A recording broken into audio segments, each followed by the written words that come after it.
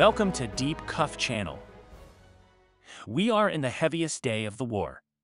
Vladimir Putin's nightmare continues to grow. NATO's hammer is about to land on the Russian army. Russian army lost 910 soldiers, 1 aircraft, 9 tanks, 23 armored combat vehicles, 6 artillery systems, 2 multi-barrel rocket launcher systems, and 5 unmanned aerial vehicles as a result of the strong operations carried out by the Ukrainian troops. After these losses, the Ukrainian army launched a massive offensive against the Russian army using the US-provided HIMARS systems. It is stated that as a result of the Ukrainian attacks intensified in the Makiivka region, nearly 100 Russian soldiers were neutralized. After heavy losses, the Russian army took action to block the advance of the Ukrainian army. According to local sources, clashes in the strategic city of Bakhmut in the Donbass region intensified. It is stated that the Russian army uses missile and artillery units as well as ground troops for attacks in this region. In addition to the Bakhmut region, Russia also took action in the Ugledar region, where there has been no conflict for a long time.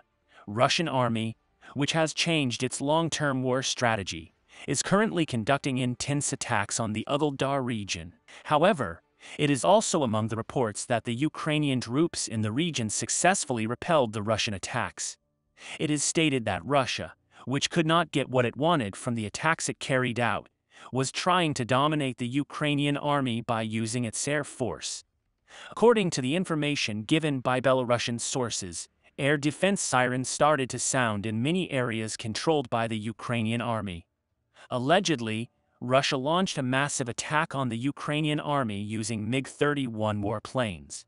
It was stated that in addition to MiG-31 aircraft, AWACS and close support aircraft were also involved in the operation. Main reason for these Russian attacks is the counter-offensive that the Ukrainian army is planning to launch in the southern region.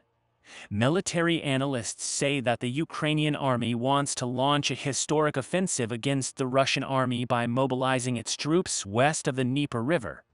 In this context, it is among the news that the Ukrainian army has sent 3,000 new soldiers to the region.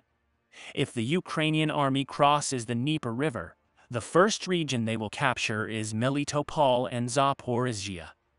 Knowing this, the Russian army carried out 8 artillery attacks against the Ukrainian troops gathered in the Sumy region. According to the military administration of the Sumy region, these attacks were successfully repelled by the Ukrainian defense forces. Increasing attacks of Russia in the recent period draws the attention of all countries of the world. Many military sources say that Russian attacks will continue to increase in the coming weeks. Making a statement on the subject, NATO Secretary-General Jens Stoltenberg said historical words. Stoltenberg stated that Russia is planning new attacks and therefore Ukraine needs more tanks and ammunition. Minutes after Stoltenberg's statements, good news came from Germany for the Ukrainian army. German Chancellor Olaf Scholz said that the Berlin administration allowed the supply of Leopard tanks to Ukraine. In addition, Germany officially announced that it gives permission to other countries that want to transport tanks to Ukraine. It is stated that the goal of the Allies is to quickly create 2 tank battalions with Leopard 2 tanks for Ukraine. It is reported that Germany, as the first member of this coalition, will send 14 Leopard 2A6 tanks to Ukraine for now. Spain and Portugal joined the coalition shortly after Germany announced its decision to supply the Leopard tank to Ukraine. While Spain and Portugal are expected to provide a huge aid of 25 tanks to Ukraine, good news came from Finland. Finnish Foreign Minister Pekka Haavisto announced that the country is ready to join the coalition of allies, which in one way or another helps Ukraine to buy Western tanks, but still they will not act in haste. In our previous videos, we mentioned that Finland and Sweden can transfer tanks to Ukraine because they want to become NATO members. This news that has emerged now shows once again how right we are. It is thought that the coalition to be formed for Leopard tanks will supply between 80 and 200 tanks to Ukraine. Even if the Ukrainian army buys at least 80 tanks, it is obvious that the situation at the front will turn into a nightmare for Russia. In addition, This situation may also make the tank transfers of many other countries official. We knew that the US was waiting for Germany's decision to supply the Abrams tanks to Ukraine. In this context, we expect US President Joe Biden and German Chancellor Olaf Scholz to meet in the coming days and make the final decision on the Abrams tanks. Alongside the USA, Sweden also announced that it will send Stridsvagn 122 tanks to Ukraine. Swedish Defense Minister Paul Johnson personally made the statement on this issue. However, the Swedish minister emphasized that this tank transfer will begin after the Leopard tanks arrive in Ukraine. Imagine what would happen if the Ukrainian army was reinforced with Leopards, Abrams, and Stridsvagn tanks. These aids clearly show that NATO's hammer is targeting Vladimir Putin. Making a statement on the subject, former NATO Allied Task Force Commander James Stavridis said that these aids would be disastrous for Russia. Minutes after Stavridis' statements, signals about the solution of the warplane problem began to come. Ukrainian Air Force spokesman said in a statement that Ukrainian pilots have visited the United States and that the type of special aircraft to be supplied to Ukraine has already been selected. Allegedly, the plane to be supplied to the Ukrainian army by Western countries is an American F-16 fighter jet.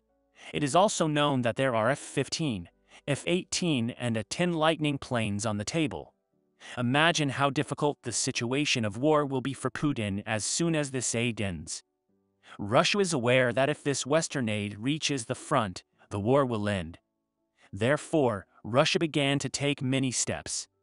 First, Russia's ambassador to the United States, Anatoly Antonov, said that the Russian armed forces would see NATO's assistance to Ukraine as a legitimate goal. Russia is starting to threaten the West every time it gets stuck in a corner.